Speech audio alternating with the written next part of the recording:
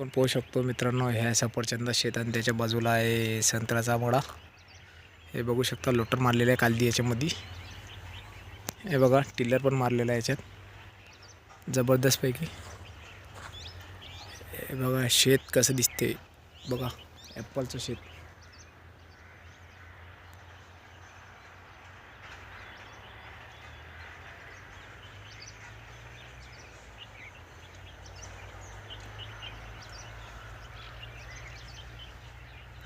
बघा ॲपल.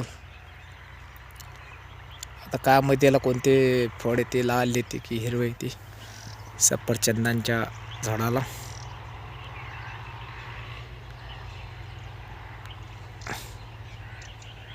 संग्रामपूर तालुक्यामध्ये पहिल्यांदा सफरचंदांचे शेत पाहू शकता तुम्ही.